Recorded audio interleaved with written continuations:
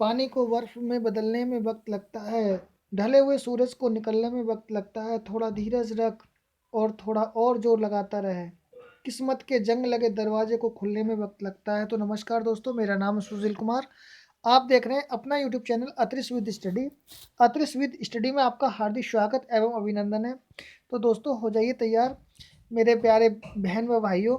आज का series 211, yes आपने सही सुना, 211 211 पर्यावरण यानी कि ईवीएस 211 के सारे क्वेश्चंस का समावेशन इस वीडियो में लिया गया है। हर एक क्वेश्चन को बहुत अच्छी तरीके से करेंगे और ये इसलिए हम रिवाइज कर रहे हैं कि मतलब रिवाइज में इसलिए ले रहे हैं कि इससे पिछला जो पेपर हुआ था अधिकतर क्वेश्चन सारे उसी में आए थे। तो बहुत जल्दी बिना देरी करते हुए क्लास को करते हैं, अपनी क्लास को प्रारंभ। तो प्लीज़ दोस्तों, एक बार अगर आप नए हैं तो प्लीज़ सब्सक्राइब कर लेंगे अपना यूट्यूब चैनल, और जो पुराने हैं प्लीज़ उसको लाइक एंड शेयर करेंगे। यस, चलिए करते हैं। यस, क्वेश्चन में कहा गया है, ये रहा पहला क्वेश्चन आपकी स्क्रीन पर। लवण जो जल का अवशोषण करते हैं, यानी कि जो लवण होते हैं वो जो जल का अवशोषण करते हैं वो क्या कहलाते हैं? हाइग्रोस्कोपिक लवण कहलाते हैं, एनहाइड्रस लवण कहलाते हैं, हाइग्रोफिलिक लवण कहलाते हैं, हाइड्रोफोबिक लवण कहलाते हैं क्या? तो यस दोस्तों, बताएंगे आपका आंसर क्या होगा। प्लीज़ मैं आपका वेट कर रहा हूँ आपके आंसर का। यस, तो यस वेरी गुड, बहुत अच्छे आंसर आ रहे हैं। तो आपका जो आंसर है, हाइग्रोस्कोपिक लवण जो होते हैं वो क्या करते हैं?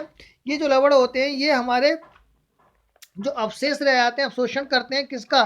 जो व्यावय लवण हो जाते हैं उसका अवशोषण। यस, तो ये हमारा आंसर होगा। यानी कि हाइग्रोस्कोपिक जो लवण होते हैं इनकी प्रमुख विशेषता ये होती है कि ये अपने आसपास में उपस्थित जो जल के अणुओं को अपनी तरफ क्या करते हैं? अपनी तरह से आकर्षित कर लेते हैं, उनको क्या करते हैं? अवशोषण करते हैं। यस, चलते हैं नेक्स्ट क्वेश्चन पर। और ये रहा नेक्स्ट क्वेश्चन आपकी स्क्रीन पर। पारिस्थितिकी तंत्र एवं प्राकृतिक अधिवासों का संरक्षण तथा उनके प्राकृतिक वातावरण में प्रजातियों का जीवन जीवन जनसंख्या का रखरखाव एवं प्रतिप्राप्ति के लिए प्रयुक्त पद है। जीवन क्षम जो होता है मन के जो उसके अनुकूल हो, यानी कि जो उनके अनुकूल है परिस्थिति के तंत्र के प्राकृतिक अधिवासियों का संरक्षण में उन प्राकृतिक वातावरण की प्रजातियों का जो जीवन क्षम जनसंख्या का रखरखाव क्या कहलाता है? क्रोड संरक्षण, स्थानीय संरक्षण, अपस्थानीय संरक्षण, परिजीवी संरक्षण। तो क्या कहलाएगा दोस्तों? यस वेरी गुड, बहुत अच्छा आंसर आ रहा है आपका। क्या है? बी, यानी कि ख इज अ करेक्ट आंसर है ना। इस स्थानीय संरक्षण जो होता है वो क्या होता है? यानी कि पारिस्थितिक तंत्र में एवं प्राकृतिक अधिवासों के संरक्षण तथा उनके प्राकृतिक वातावरण में जो प्रजातियां होती हैं, जो प्रजातियों के लिए प्रयुक्त वातावरण होता है वह स्वस्थानीय संरक्षण कहलाता है। यानी कि स्वस्थानीय मतलब स्वस्थानीय, इसे वे बना लेंगे, स्वस्थानीय संरक्षण कहलाता है। ठीक है दोस्तों, तो स्वस्थानीय संरक्षण में क्या होता है? जो राष्ट्रीय पार्क आते हैं, राष्ट्रीय पार्क भी इसी में आते हैं, स्वस्थानीय संरक्षणों में। अभ्यारण्य आते हैं, अन्य संरक्षित क्षेत्र, स्थान, जीवों के प्राकृतिक आवास, जल, वनस्पति सब इसी में ही आते हैं स्वस्थानीय संरक्षण के अंतर्गत। तो ख अपना आंसर करेक्ट आंसर होगा। तो यहाँ स्व लिख लेंगे, स्वस्थानीय संरक्षण। ठीक है दोस्तों, चलते हैं नेक्स्ट क्वेश्चन पे बात करते हैं। ये रहा नेक्स्ट क्वेश्चन आपकी स्क्रीन पर।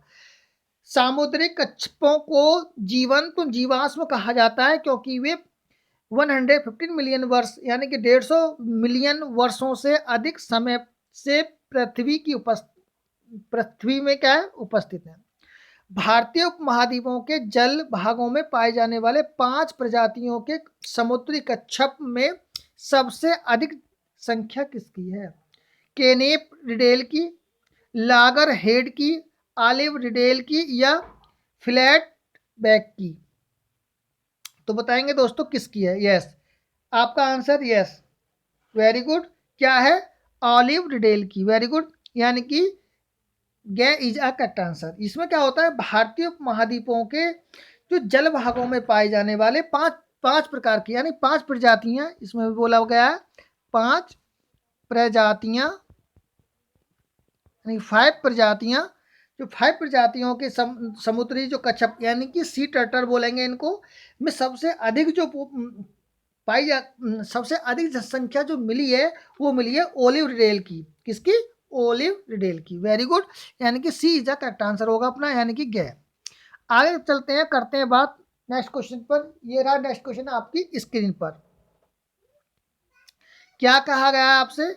विश्व, क्या कहा है कि विश्व ऊष्मीयमान के लिए निम्न में से कौन सा एक कारक है? तो विश्व ऊष्मीयमान के लिए निम्न में से कौन सा कारक है? विश्व ऊष्मीयमान का मतलब क्या होता है? विश्व ऊष्मीयमान का मतलब होता है, विश्व ऊष्मीयमान का मतलब होता है क्या? यानी कि ग्लोबल वार्मिंग। क्या? Global warming. विश्व ऊष्मीयमान का मतलब क्या होता है? Global warming. इसमें क्या होता है? इसमें वाहनों से निकलनी गैस, इसके लिए कौन से हानिकारक है? पेड़ पौधों से निकली गैस, भट्टियों से निकली गैस, रसोई गैस से निकली गैस।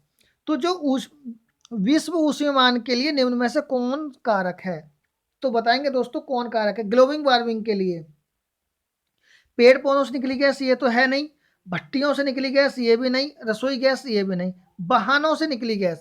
यस दोस्तों, वाहनों से निकलने वाली गैस जो है वो क्या होती है? CO2 यानी कार्बन डाइऑक्साइड। और क्या होती है? NO2, N2O nitrous oxide. और क्या होती है? Methane, CH4। क्या होती है? CH4। ये जो आदि गैस हैं जो मैंने आपको बताई हैं, ये ध्यान से लिख लेंगे। और ये गैसें ग्लोबल वार्मिंग यानी कि विश्व ऊष्मीयमान के लिए सबसे अधिक उत्तरदायी गैसें होती हैं। और जो वाहनों और इंजनों के दहन से अधिक मात्रा में ये क्या होती हैं? उत्सर्जित होती हैं। सही है। जिससे क्या होता है? यानी कि विश्व ऊष्मीयमान या मतलब कह सकते हैं ग्लोबल वार्मिंग की समस्या बढ़ जाती है। चलते हैं नेक्स्ट क्वेश्चन पर बात करते हैं। ये रहा नेक्स्ट क्वेश्चन आपकी स्क्रीन पर। धातु में प्रस्तुत किसे कहते हैं? बिटुमिनस को कहते हैं, बॉक्साइट को कहते हैं, मेटालाइट को कहते हैं, या अयस्क को कहते हैं? धातु में प्रस्तर किसे कहते हैं? धातु में प्रस्तर किसे कहते हैं? Yes, very good. किसको कहते हैं? किसको कहते हैं? वेरी गुड, घ इज द करेक्ट आंसर, यानी कि आपका होगा घ, यानी कि घा। D is the correct answer होगा अयस्क। किसको कहते हैं? अयस्क, है ना। अयस्क का होते हैं नहीं, और यानी धातु में जो प्रस्तर का कहा जाता है, अयस्क से ही विभिन्न प्रकार की, इससे क्या होती हैं? अलग अलग प्रकार की क्या बनाई जाती हैं? धातुओं का निर्माण होता है। किसका? धातुओं का निर्माण, धातुओं का निर्माण होता है। ठीक है दोस्तों। तो यानी कि धातु में प्रस्तर किसे कहते हैं? अयस्क के लिए कहते हैं, जिससे कि निम्नलिखित यानी कई प्रकार की, विभिन्न प्रकार की धातुओं का निर्माण जिससे होता है। नेक्स्ट क्वेश्चन पर चलते हैं, करते बात। नेक्स्ट क्वेश्चन ये रहा आपकी स्क्रीन पर। पेड़ पौधे प्रदूषण को घटाते हैं क्योंकि वे अवशोषण करते हैं। जल्दी इसको करेंगे क्योंकि ये यस, पेड़ पौधे प्रदूषण को घटाते हैं क्योंकि वे अवशोषण, किस चीज़ का अवशोषण करते हैं? यस, ये बताएंगे आप किस चीज़ का अवशोषण। सल्फर डाइऑक्साइड का करते हैं, कार्बन डाइऑक्साइड का करते हैं, कार्बन मोनोऑक्साइड का करते हैं, या नाइट्रोजन का करते हैं? पेड़ पौधे प्रदूषण को घटाते हैं, ये तो बात बिल्कुल सही है। अवशोषण करते हैं, वेरी गुड, कार्बन डाइऑक्साइड का अवशोषण करते हैं। ठीक है, किसका करते हैं? कार्बन डाइऑक्साइड का अवशोषण करते हैं, यानी कि किसका करते हैं? CO2 का अवशोषण वो करते हैं। ठीक है, और क्या करते हैं? और ऑक्सीजन यानी O2 का क्या करते हैं? वो O2 का यानी कि CO2 का क्या करते हैं? अवशोषण करते हैं। और O2 का क्या करते हैं? उत्सर्जन करते हैं। क्या करते हैं? उत्सर्जन, ध्यान रखेंगे। O2 का यानी ऑक्सीजन क्या करते हैं? उत्सर्जन। CO2 को क्या करते हैं? क्या करते हैं? अवशोषण। ठीक है दोस्तों, चलते हैं नेक्स्ट क्वेश्चन पे बात करते हैं। ये रहा, भूकंप मापा जाता है, किससे मापा जाता है भूकंप? भूकंप किससे मापा जाता है? वोल्ट पैमाने पर, डेसिबल पैमाने पर, न्यूटन में, या रिक्टर पैमाने पर? वेरी गुड, किस पे में नापते हैं? रिक्टर पैमाने पर भूकंप मापा जाता है, रिक्टर पैमाने पर। यानी भूकंप की जो तीव्रता होती है उसको मापने के लिए रिक्टर पैमाने का प्रयोग किया जाता है। और जिसका रिक्टर पैमाने का मतलब यंत्र कौन सा होता है? सिस्मोग्राफ। क्या होता है? सिस्मोग्राफ। सिस्मोग्राफ, ग्राफ क्या होता है, सिस्मोग्राफ यंत्र में लगा होता है कौन, रिक्टर पैमाना। ठीक है दोस्तों, चलते हैं। डेसिबल क्या ध्वनि का है, ध्यान रखेंगे। आगे चलते हैं, नेक्स्ट क्वेश्चन पर बात करते हैं। नेक्स्ट क्वेश्चन ये रहा आपकी स्क्रीन पर, महासागरों में जल स्तर वृद्धि का कारण है, क्या कारण है, ध्रुवीय प्रदेशों में बर्फ का पिघलना ये कारण है, अत्यधिक वर्षा का होना ये कारण है, अम्ल वर्षा का होना ये कारण है, या उपरोक्त में से कोई नहीं। कारण तो कोई ना कोई है। तो आपको क्या कारण है कि ध्रुवीय प्रदेशों का जो बर्फ का पिघलना, ये महासागरों के जल का लेवल है उसमें जो इंक्रीजमेंट हो रहा है, उसका मेन कारण रीजन क्या है कि ध्रुवीय प्रदेशों में जो हमारी बर्फ है वो पिघल रही है, उसका मेन कारण है ये, यानी कि ए इज द करेक्ट आंसर होगा। नेक्स्ट क्वेश्चन पर चलते हैं, करते हैं बात। नेक्स्ट क्वेश्चन ये रहा आपकी स्क्रीन पर, वातावरण में अत्यधिक हानिकारक सल्फर मिश्रित गैस है, वातावरण में अत्यधिक हानिकारक सल्फर मिश्रित गैस कौन सी है, ये आपको बताएंगे। यस, कौन सी गैस है जो कि वातावरण में अत्यधिक हानिकारक सल्फर मिश्रित गैस है, प्लीज दोस्तों जल्दी बताएंगे। यस, वेरी गुड, क्या है, सल्फर डाई। यस, यानी कि H2S या FS6 या SO2 क्या है, वेरी गुड, क्या है, SO2, यानी कि वातावरण में अत्यधिक हानिकारक कौन सी गैस है, SO2 का मतलब क्या होता है, सल्फर डाइऑक्साइड। ओके, क्या है, सल्फर डाइऑक्साइड। सल्फर डाइऑक्साइड जो है SO2, ये जो है सल्फर डाइऑक्साइड क्या है, ये अधिक क्या है, हानिकारक मिश्रित गैस है।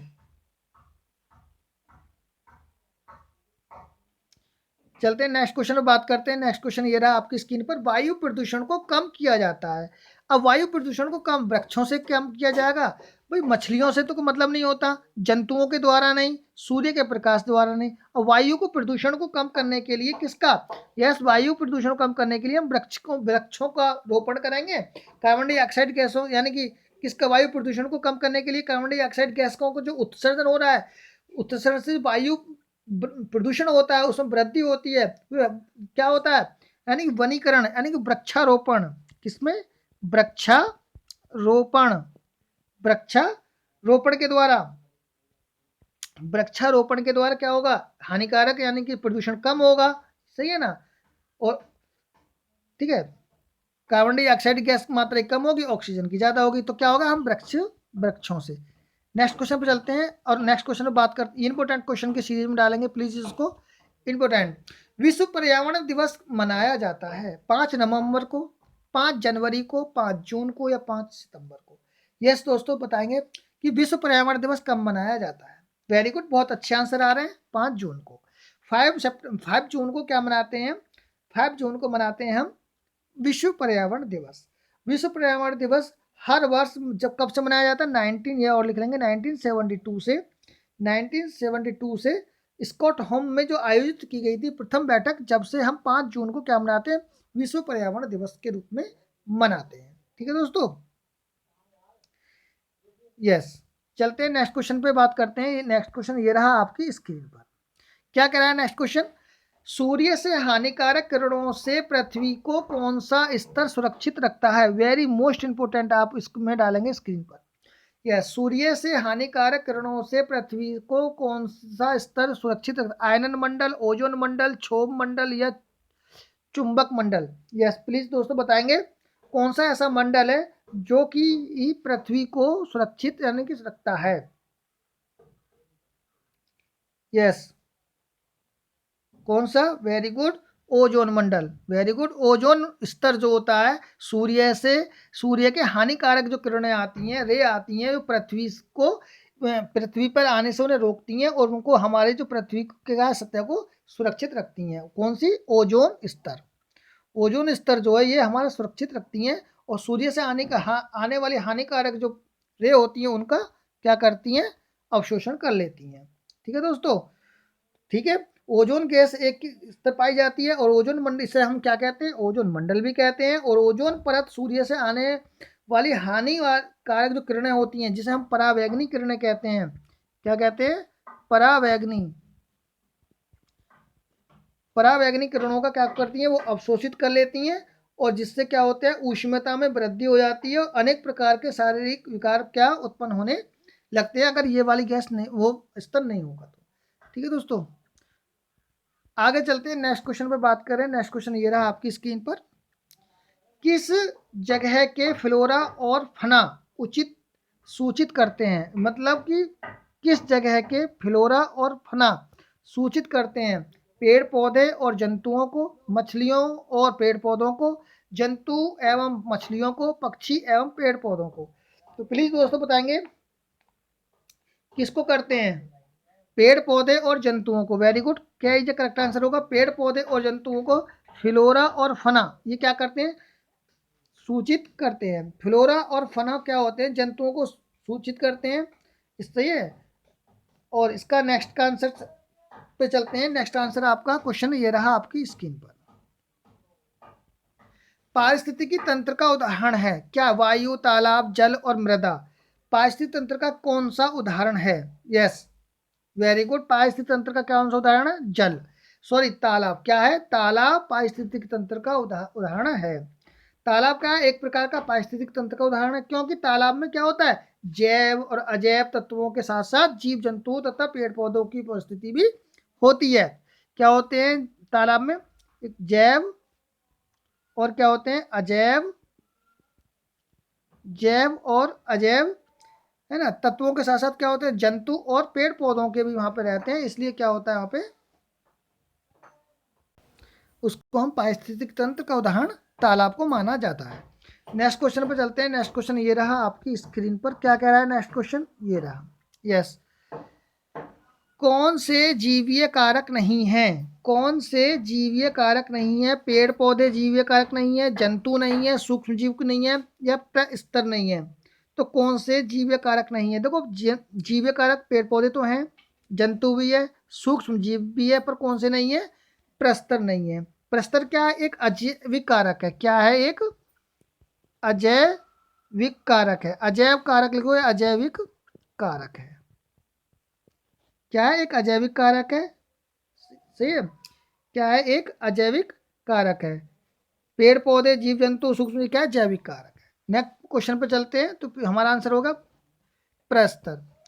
15 पे 16 आंसर क्वेश्चन ये रहा आपकी स्क्रीन पर। अधिकतर पेड़ पौधे पाए जाते हैं, अधिकतर पेड़ पौधे पाए जाते हैं प्रकाश मंडल में, वायुमंडल में, जल मंडल में या स्थल मंडल में। तो कहाँ पाए जाते हैं पेड़ पौधे, वेरी गुड, क्या इज द करेक्ट आंसर, यानी कि स्थल मंडल में पेड़ पौधे अधिकतर पाए जाते हैं। चलते हैं नेक्स्ट क्वेश्चन पर बात करते हैं, ये रहा नेक्स्ट क्वेश्चन आपकी स्क्रीन पर।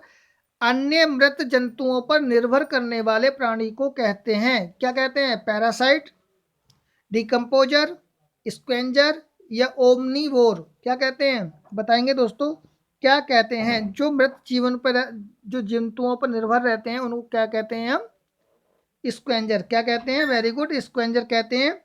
स्क्वेंजर यानी कि जो मांसाहारी शाकाहारी दोनों होते हैं, स्क्वेंजर कैसे होते हैं, जो मांसाहारी भी होते हैं और शाकाहारी दोनों होते हैं, और पर्यावरण में क्या होते हैं, जो मृत जीवों को खा लेते हैं, क्या होते हैं, जो मृत जीव जंतुओं को, जीव जंतुओं को क्या कर लेते हैं, ये जीव जंतुओं को क्या करते हैं, जीव जंतुओं को खाते हैं, मतलब कि उनको कला सड़ाकर हमारे क्या वातावरण की सफाई करते हैं। पेड़ पौधे हुए, इन सब का इन्हीं सबों पर क्या होते हैं, ये निर्भर रहते हैं। और कौन कौन, जैसे कि मक्खी भी कह सकते हैं हम इनको, मक्खी भी इसी में ही आएंगी, और हम गिद्ध भी कह सकते हैं, क्या कह सकते हैं, जो गिद्ध हैं वो भी इसी में ही आएंगे। ठीक है, चलते हैं नेक्स्ट क्वेश्चन पर चलते हैं, नेक्स्ट क्वेश्चन पर बात करते हैं, ये रहे नेक्स्ट क्वेश्चन आपकी स्क्रीन पर। CNG का संक्षिप्त रूप है clean natural gas, compressed natural gas, carbonised natural gas, carbureted natural gas. तो कौन सा गैस है, compressed natural gas, compressed natural gas क्या है, CNG का क्या है पूरा नाम है, क्या है, कंप्रेस्ड नेचुरल गैस, यानी कि अगर हम इसकी बात करें तो दावित प्राकृतिक गैस इसको हम बोलते हैं, जो वाहनों के रूप में, ईंधन के रूप में भी काम में आती है, और इसमें क्या होता है, वायु प्रदूषण भी नहीं होता है। CNG क्या है, प्राकृतिक रूप में पाए जाने वाले ज्वलनशील क्या है, अत्यधिक दबाव, अत्यधिक प्रेशर होता है इसका। ठीक है दोस्तों, और इसमें क्या होता है, यहाँ से क्वेश्चन पूछ लेगा CNG में कौन कौन सी सीएनजी किस किस के अवयव हैं, इन चीज़ों को थोड़ा सा आप लिख लेंगे। एक तो मीथेन, मीथेन लिख लेंगे, comma ethane, methane comma ethane, ठीक है, और प्रोपेन, प्रोपेन।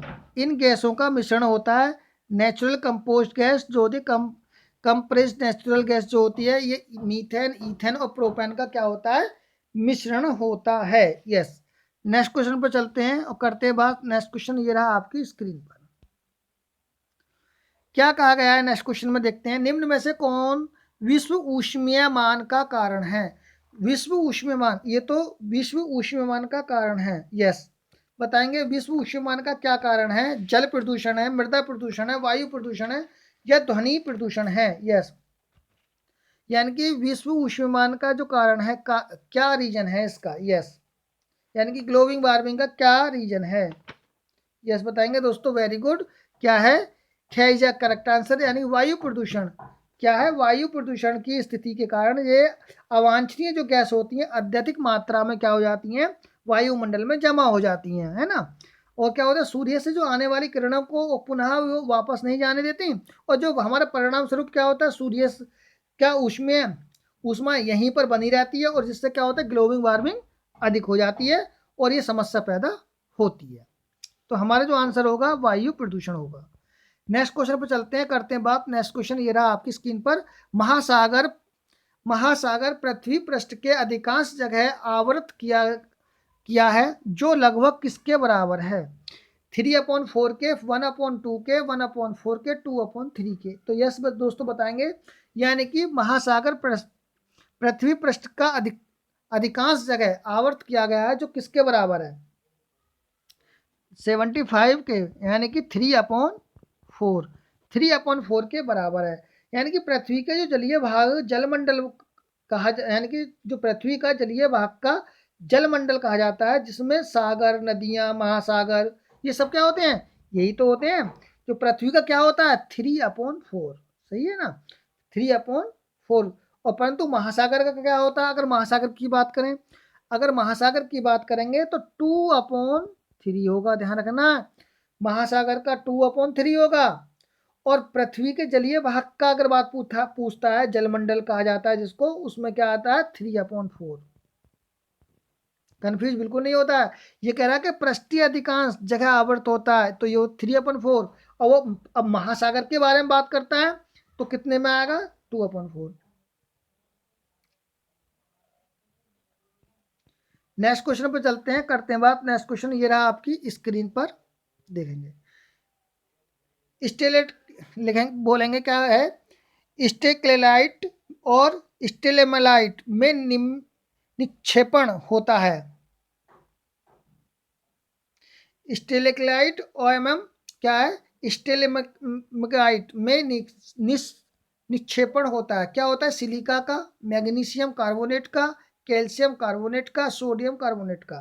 तो किसका होता है, यस, वेरी गुड, किसका होता है, कैल्शियम कार्बोनेट का होता है स्टेलेक्लाइट में, और स्टेलेग्माइट में निक्षेपण जो होगा वो कैल्शियम कार्बोनेट का होगा।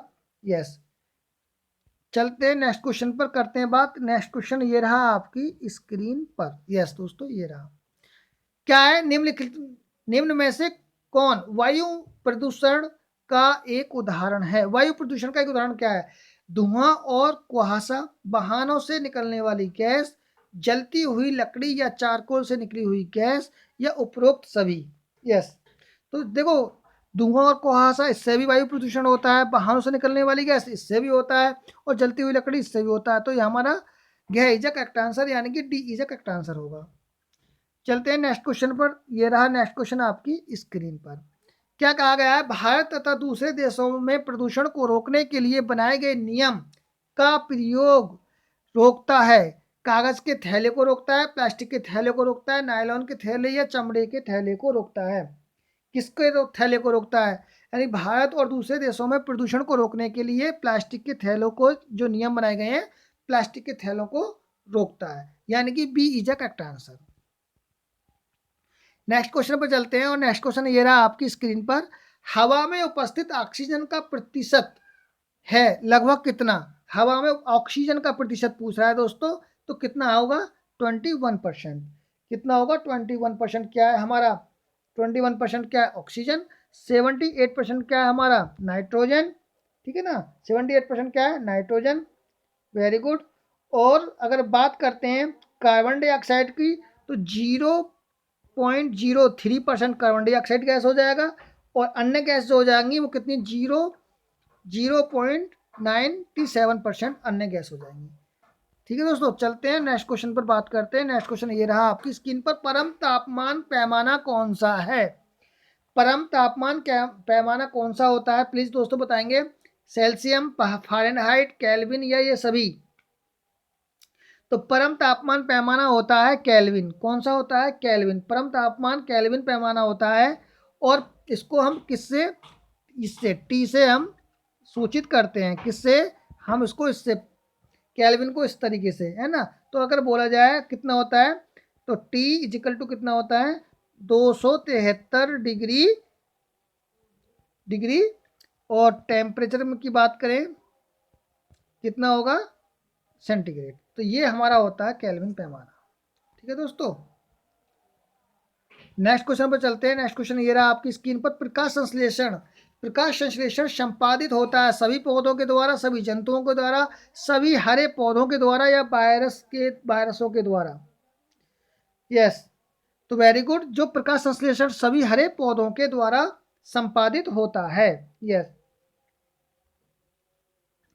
चलते हैं नेक्स्ट क्वेश्चन पर बात करते हैं। नेक्स्ट क्वेश्चन ये रहा आपकी स्क्रीन पर, ध्वनि या ध्वनि प्रदूषण मापा जाता है डेसी में, फोन में, डेसिबल। वेरी गुड, डेसिमल में नहीं, डेसी किस में मापा जाता है, डेसिबल में मापा जाता है। और एक सामान्य व्यक्ति के लिए कितनी डेसिबल की तीव्रता पर्याप्त रहती है, यानी कि 70 से लेकर के 80, 70 से लेकर के 80 डेसिबल की तीव्रता ध्वनि सहन कर सकता है एक साधारण मनुष्य, और इससे अधिक तीव्रता वाली क्या होती है, उत्पन्न हो जाती है व्याधि। तो इसमें आ जाएगा डेसिबल।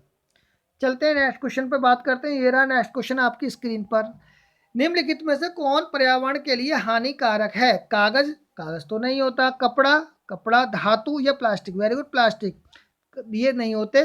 तो क्या नहीं हो, हानिकारक है, तो प्लास्टिक क्या है, हानिकारक है। यस, चलते हैं नेक्स्ट क्वेश्चन पर बात करते हैं। नेक्स्ट क्वेश्चन ये, बस दोस्तों ये आपका पूरी सीरीज हो गई, ये 211 के सारे क्वेश्चन थे।